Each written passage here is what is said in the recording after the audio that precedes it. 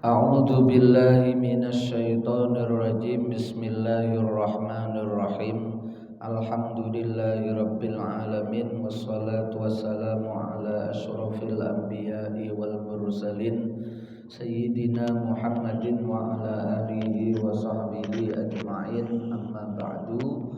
Para bapak, para ibu, sedherek sedaya hadirin jamaah Masjid Al-Karomah Keramat Jajar Tunggal Wiyung Surabaya ingkang dirahmati Allah Subhanahu wa taala.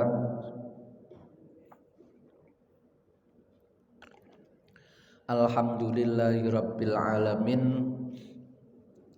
Melanjutkan ngaji fikih setelah menjelaskan terkait macam ragam air dari mulai suci, mensucikan, tidak makruh digunakan, seperti air yang turun dari langit atau air yang memancar dari bumi.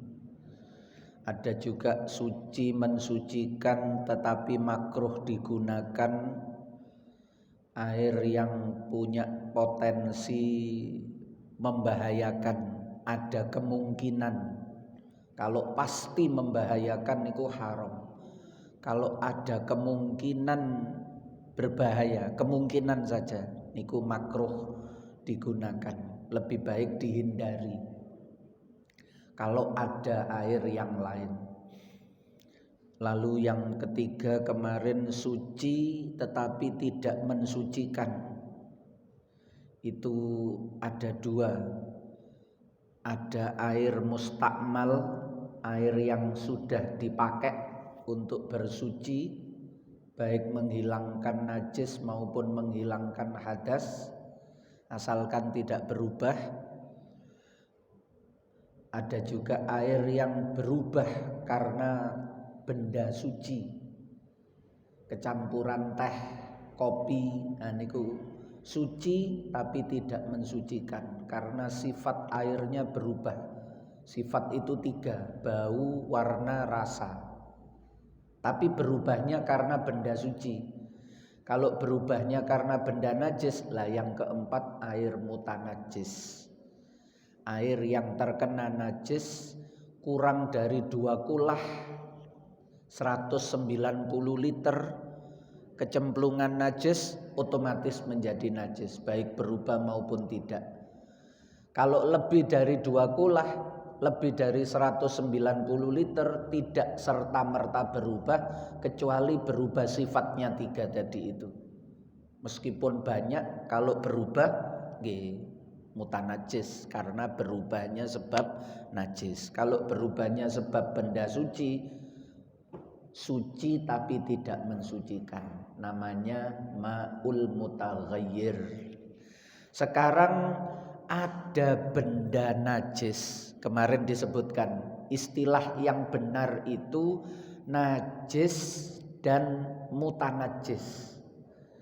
Kalau najis itu memang asalnya najis, dari hukum dasarnya itu najis, itu namanya najis.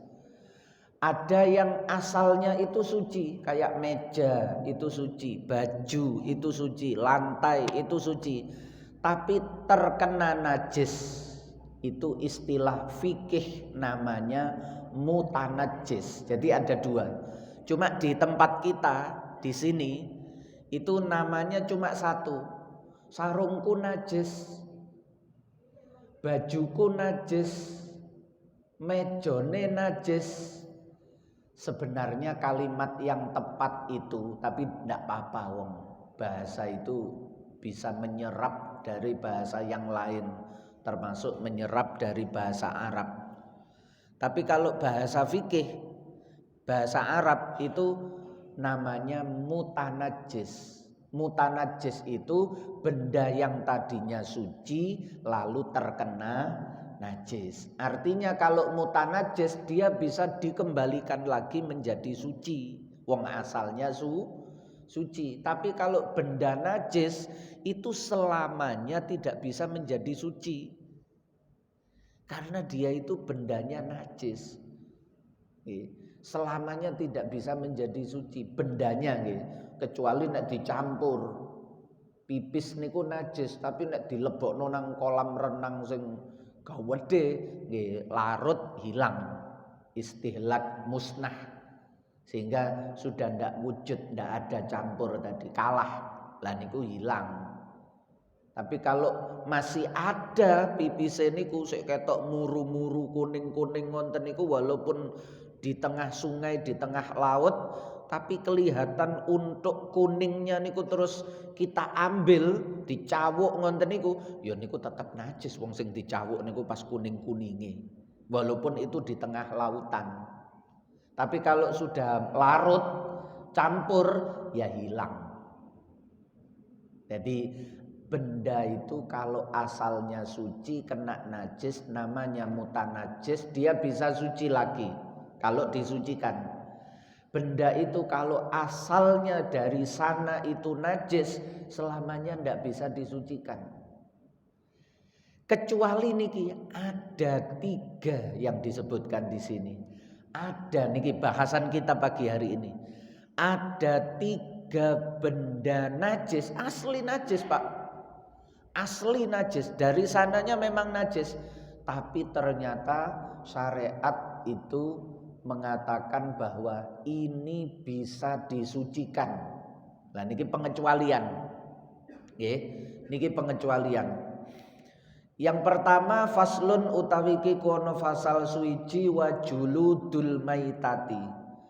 Utawi pira-pira kulite bangkai, batang niku. Bangkai niku hewan yang mati yang tidak melalui penyembelihan syar'i. Niki nek hewan yang halal dimakan. Kalau hewan yang haram dimakan, dibelek gak dibelek nggih. Ketika mati namanya maitah, bangkai. Bahasa Arab itu 2. Kalau ditasdid mayyit atau mayyitah itu orang, manusia yang punya akal. Tapi kalau tidak ditasdid disukun maitah. Innama harrama alaikumul maitatu, maitah disukun mawon niku mboten ditasdid. Tapi kalau mayyit usolli ala hadzal mayyiti, kalau perempuan usolli ala hadhil mayyitati ditasdid niku. Itu berarti manusia.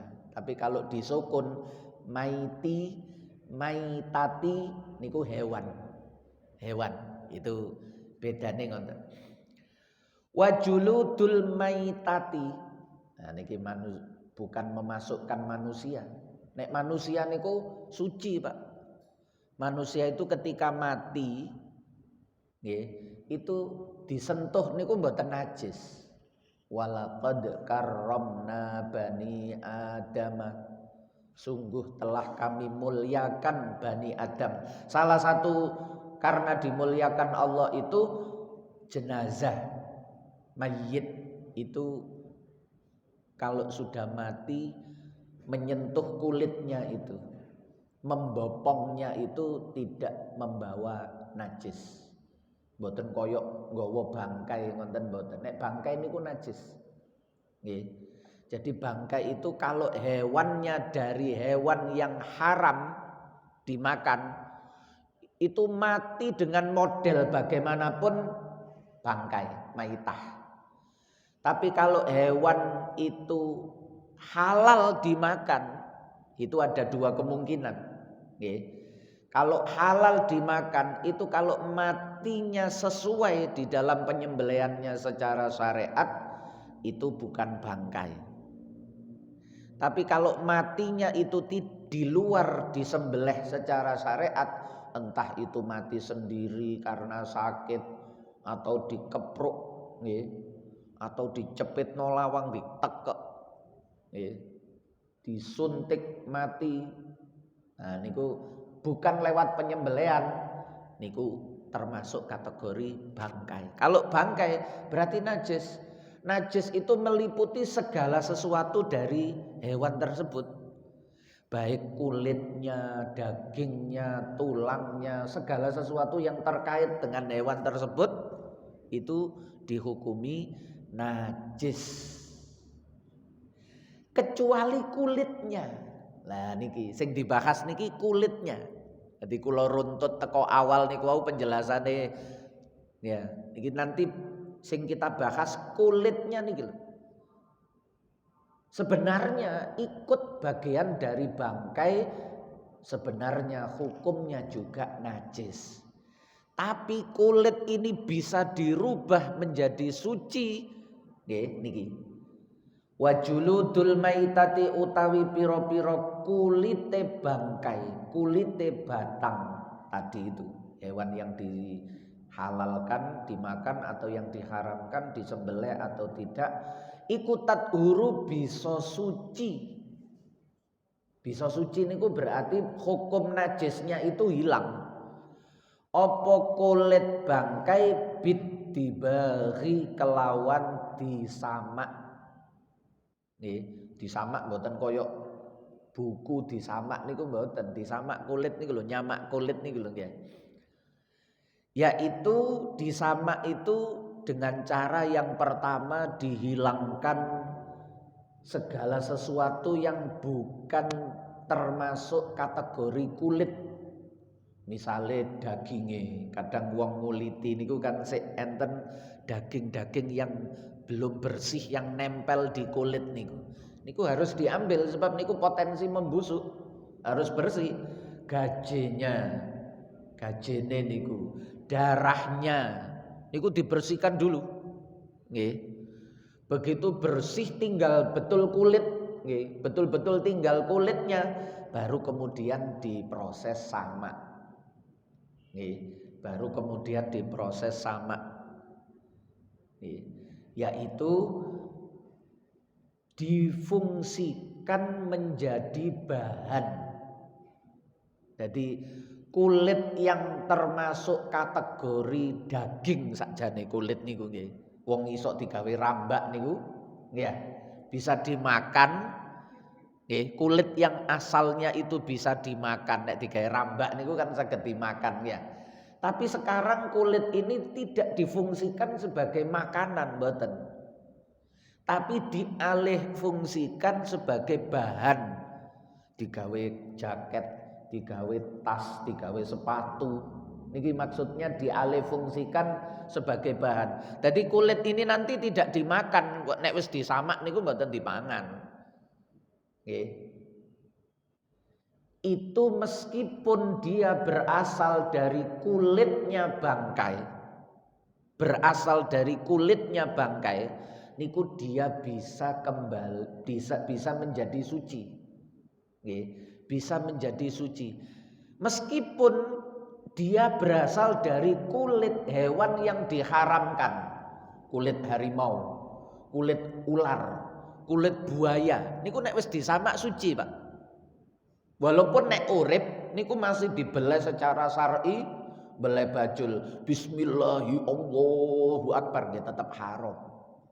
Beleh ula bismillahi Allahu akbar nggih tetap haram. Nggih.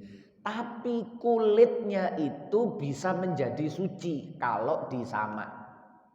Kulitnya ini lho dadi sabuk kulit ular digawe salatnya sah. Karena ini sudah mengalami proses disamak. Nggih. Niku ngoten. Meskipun berasal dari kulitnya hewan yang haram dimakan. Illa jildal kalbi, kecuali dua hewan niki. Dua hewan niki super berat. Nek cara mazhab Syafi'i dikategorikan najis mughalladah. Nek niki ndak bisa disamak, Pak. Nggih. Yo haram dimakan, kulitnya meskipun disamak tetap mboten iso suci. Illa jildal kalbi, kejaba kulite anjing. Kula nate ngaji nyebutno asu ngenten iki ana sing gak trima. Ojo muni asu. Lah wong Jawa pancen jenenge asu, kok nek kula muni segawon gak paham. Nggih. Wis. Illa jildal kalbi, kejaba kulite asu niku wau. Nggih. Kulitnya anjing niku wau meskipun disamak, nggih. Meskipun disamak dia tidak bisa berubah menjadi suci. Wal khinziri lan celeng.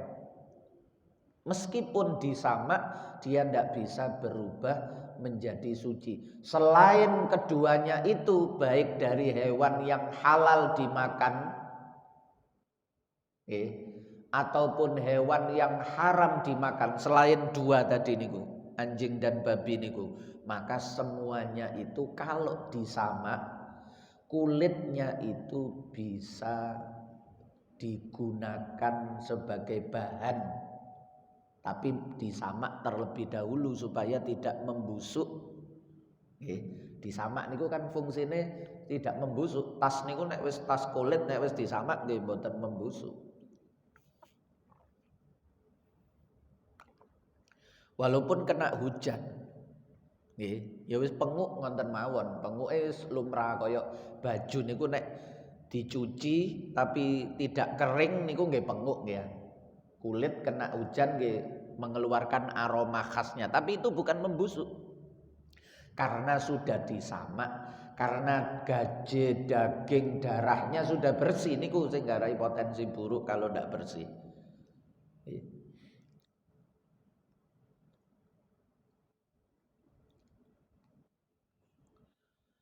Wama tawallada minhuma, wama lan hewan tawallada kang lahir minhuma saking karone asu lan babi, anjing dan babi. Babi niki babi hutan, babi kota sami mawon, nggih.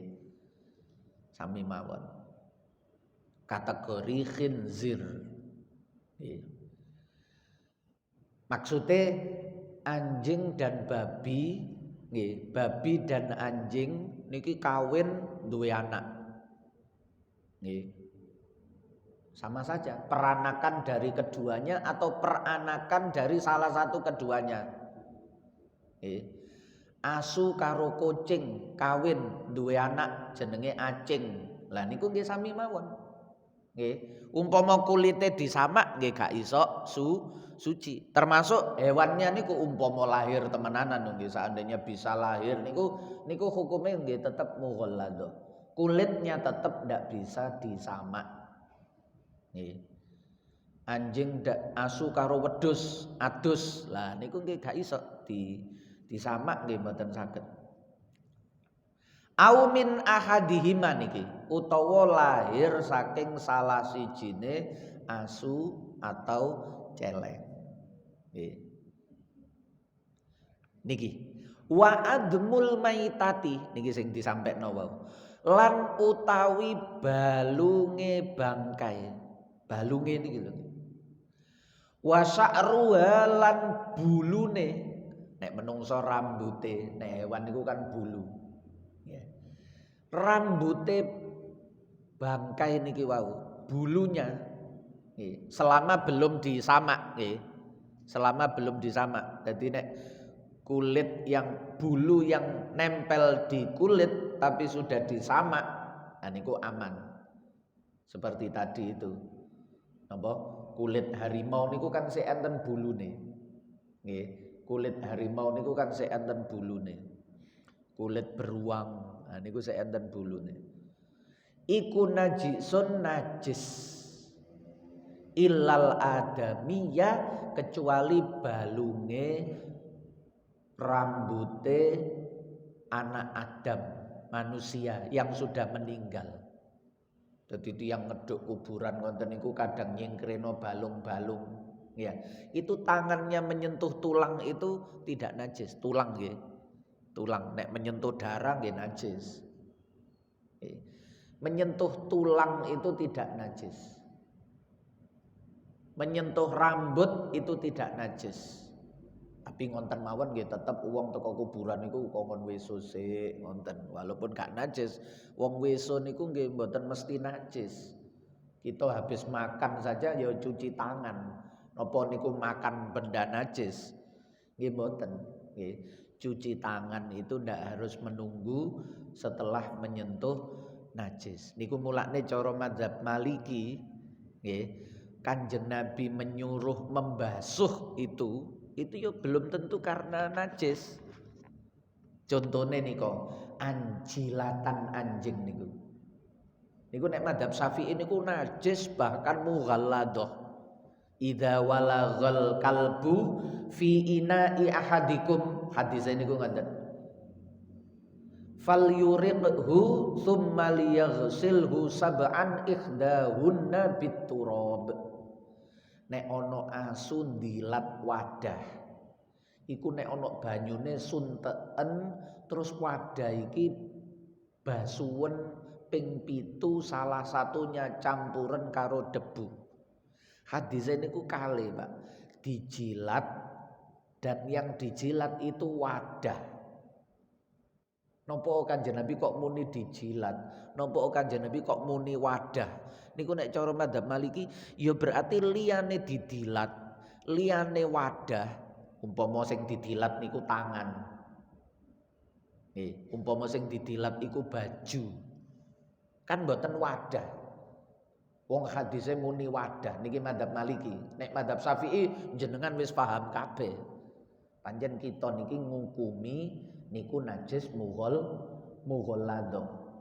Mulane nduk masyarakat di Indonesia niku wong Islam di Indonesia niku karo asu niku betul-betul terbiasa menjauh, menghindar. Koyok-koyok asu niku makhluk terkutuk ngoten nggih. Padahal asu yo gak duwe dosa, asu ni salahe nopo? Malah ono Ashabul Kahfi malah. Dan mriku ono asuwe sing setia menemani. Nggih. Tapi nek madzhab Maliki niki damel pengetahuan mawon. Ulama niku carane memahami dalil niku iso beda, Pak. Nggih. Cara madzhab Maliki iku nek didilat. Nek gak didilat berarti keringete. Berarti pipise niku gak perlu dibasuh pitu. Ya najis tapi wis dibasuh kaya lumrahe pipis ngoten. Tapi karena dijilat itu yang 7. Dan itu bukan karena niki madzhab Maliki sekali lagi nggih, pun campur-campur jenengan. Nek awak dhewe nggih dibasuh 7 kali salah satunya dengan debu tadi, dengan tanah tadi. Itu yo sekedar perintah saja, koyok dikongkon cuci tangan habis makan.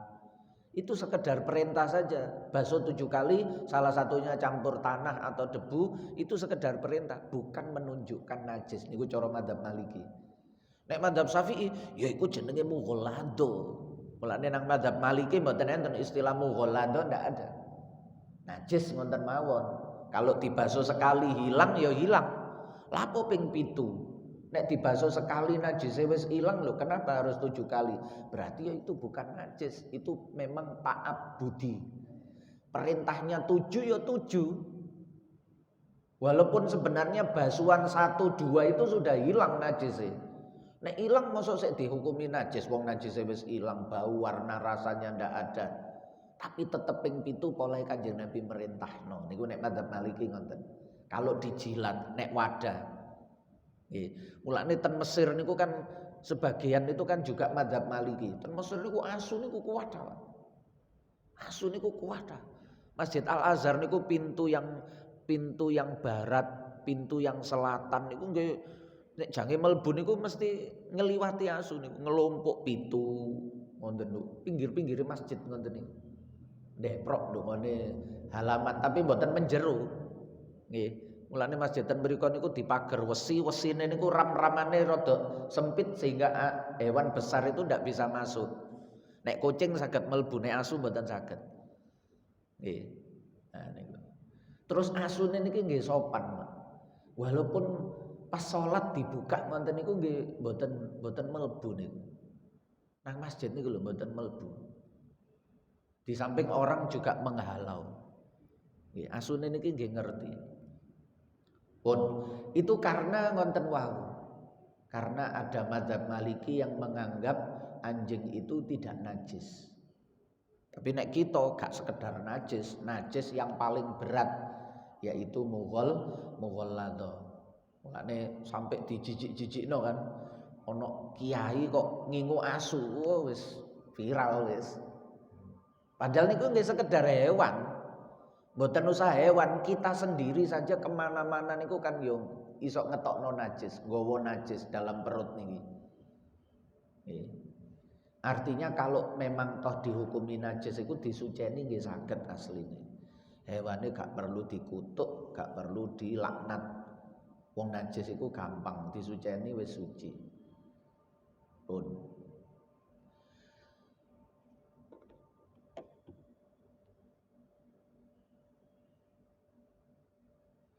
Faslun utawi kikono fasal suwiji.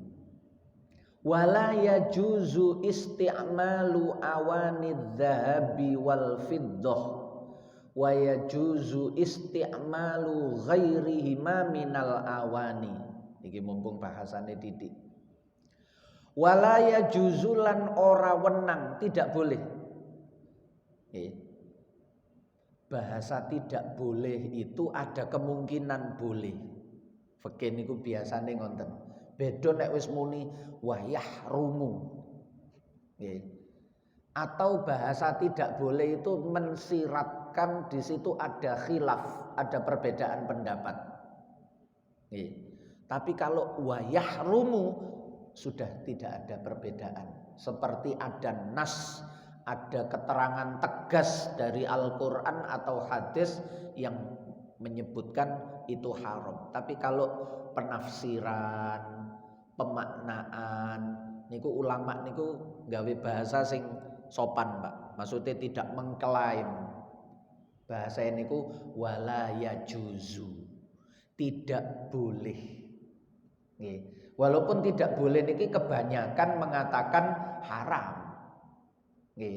Tapi kalimatnya niki duweni tata krama.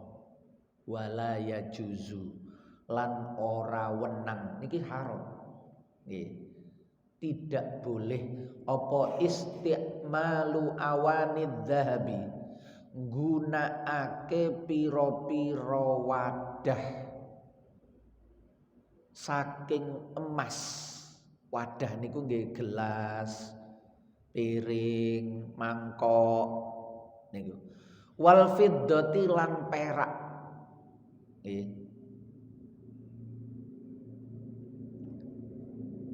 Sebab niku membikin hati, alasane niku kalih. Nek ten hadis niku iku wadahe penduduk swarga. Enten malih iku nggarai atine wong fakir miskin iki pecah, nangis. Fakir miskin niku anak yatim niku mikirno isine piring iki ana apa enggak sing dipangan. Niku mawon kadang enten kadang mboten. Lah kok ana wong sugih gak sekedar gaya makan yang mewah, piringe niki lho, gelase niki teko emas. Niku kan sangat membikin hatinya orang fakir miskin duafa niku pecah, berkeping-keping. Mencolok ngoten, terlalu sombong lah. Cara digawe bahasa gampange ngoten. Menunjukkan kesombongan yang terlampau batas. Rojo-rojo biyen niku ngoten. Niku dilarang dari emas dan perak. Sebab wong miskin niku ngerti emas perak niku. Ulama niku terus berkembang, bagaimana kalau bukan emas dan perak, walaupun harganya lebih mahal. Watu niku lho nggih. Watu niku enten sing regane luwih larang daripada emas. Tapi karena orang fakir miskin itu ndak mengenal, wong miskin niku napa malih gak paham perwatuan. Niku watu karo kristal kali beling nggih gak iso bedakno. Iki watu larang utawa iki beling. Kabeh dianggap beling ae wong banyak ngertine beling. Padahal niku batu yang harganya jauh lebih mahal daripada emas. Niku mulane ulama karena tidak membikin hati orang miskin itu pecah sebab gak paham nek iku luwe larang regane, dan bukan termasuk yang disebutkan di dalam hadis. Mulane ulama niku nek meskipun lebih mahal pokok gak emas gak perak bukan termasuk yang diharamkan, tapi nek emas perak itu diharamkan. Alasannya dua tadi itu. Cara riwayat hadis niku iku gawe wong iman nduk swarga, ojo gawe nduk donya. Nek gawe nduk donya mending nduk swarga gak gawe lho. Nah, iku merusak, menyedihkan hati orang miskin, menghancurkan hati orang miskin. Wa yajuzu isti'malu ghairihima minal awani niki mutlak, dan boleh menggunakan wadah selain emas perak apapun asalkan suci nggih. Apapun itu asalkan suci. Toko watu, toko kayu, toko wis toko napa mawon niku boleh semuanya. Nah niku ngoten. Sampun. Faslun wasiwaku nggih. Siwakan, sikatan. Nah niku wallahu a'lamu bissawab. Al-Fatihah.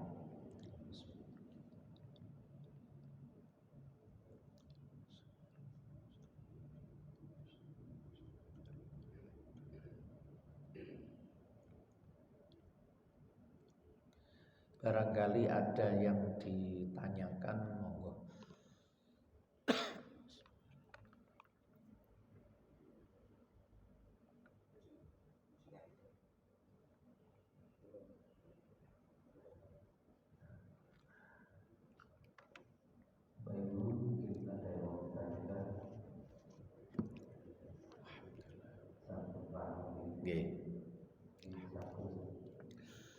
Maulaya salli wa sallim daiman abada ala habibika khairil khalqi kullihim huwal habibul ladzi turja syafa'atuhu likulli hawlim minal ahwali muqtakhimi ya rabbi bil mustafa balligh maqasidana waghfir lana ma madha ya wasi'al karami ya arhamar rahimin hamar rahimin ya arhamar rahimin farij 'alal muslimin. Ditutup sama-sama dengan kafaratul majlis. Subhanakallahumma wa bihamdika asyhadu an la ilaha illa anta astaghfiruka wa atubu ilaik. Wassalamualaikum warahmatullahi wabarakatuh.